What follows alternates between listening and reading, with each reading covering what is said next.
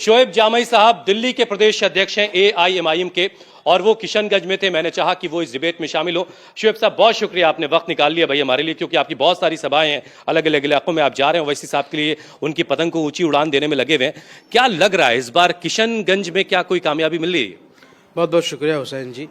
देखिए, एक बड़ा पॉलिटिकल पैराडाइम शिफ्ट हुआ है पिछले 5-10 सालों के अंदर। बिहार की राजनीति में लोग सीमांचल के बारे में बातें नहीं होती थी पहले इतनी। एक ऐसा मुद्दा जो सीमांचल डेवलपमेंट को लेकर नॉन इशू था। तमाम पॉलिटिकल पार्टियां जो इख्तदार में रही है पिछले 40 सालों में, आज वो सीमांचल के बारे में बात करने के लिए मजबूर ही सिर्फ इसलिए हुई है क्योंकि यहाँ के हमारे अररिया में कह रहे थे, पीएम साहब आए थे अररिया में, और जिसके बाद ओवैसी साहब ने कोट किया कि प्रधानमंत्री बताते रहे कि पटना में ये बनाया वो बनाया। उन्होंने ये नहीं बताया कि अररिया में क्या बनाया, सीमांचल में क्या बनाया। और अजीत जी बता रहे हैं, इंद्रदेव जी बता रहे हैं, विकास की बिल्कुल बयान बह रही है। हमारी लड़ाई चेहरों की या हमारी लड़ाई मजहबी नहीं है, हमारी लड़ाई तरक्की की है। मैं कहता हूं कि सीमांचल डेवलपमेंट फंड के बारे में कौन सबसे पहले यहाँ से लड़ता रहा? बैरिस्टर ओवैसी साहब जो है पिछले 10 सालों में सीमांचल की तरक्की की बात कर रहे हैं। हमारे प्रदेश अध्यक्ष अख्तरुल इमान साहब ने यहाँ से सीमांचल डेवलपमेंट फंड के बारे में बात किया और कहा कि हमको महागठबंधन में शामिल करें ताकि हम यहाँ से वोटों का बिखराव भी ना हो और फिर हम सीमांचल डेवलपमेंट फंड लेंगे इनसे। ना मंत्री की बात की, ना किसी चीज़ की बात की। मुझे ये बताइए, किशनगंज में आज कोई ऐसा अस्पताल नहीं है बड़े स्तर का जिसमें अगर इमरजेंसी हो जाए रात में तो उनको सिलीगुड़ी जाना पड़ता है। कई मरीजों की डेथ हो जाती है सिलीगुड़ी जाते जाते। है नहीं प्रॉब्लम? पूछिए यहाँ के लोगों से, कब आएगा वो?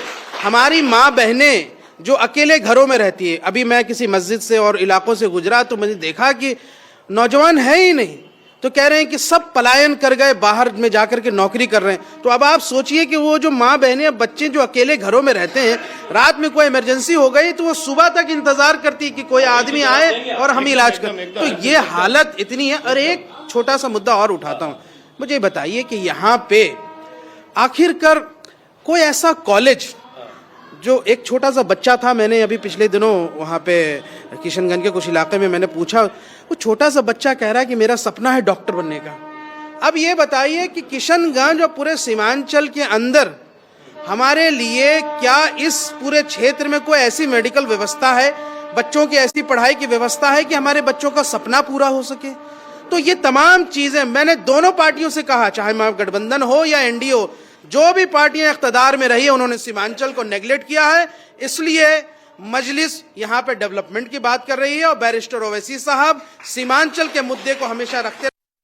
जी जरा बताइए कि भाई आप जिस विकास की बात कर रहे थे, शोएब साहब ने सारे विकास की हवा निकाल दी। शोएब साहब ने विकास की हवा नहीं निकाली, शोएब साहब ने विकास को स्वीकार किया। लोग वहाँ पर उत्तर प्रदेश से भी दिल्ली जाते हैं, तो बेहतर इलाज के लिए जिसको जाना है, वो नहीं, उत्तर प्रदेश में भी विकास हुआ, बढ़िया इलाज।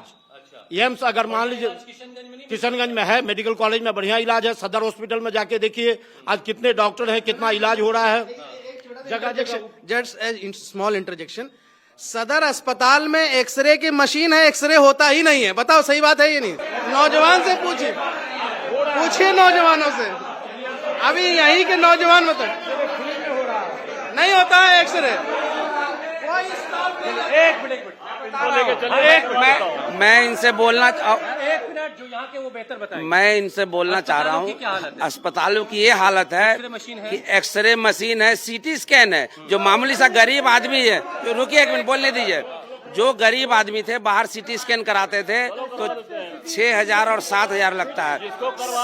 799 रुपए में 799 रुपए में बनता है।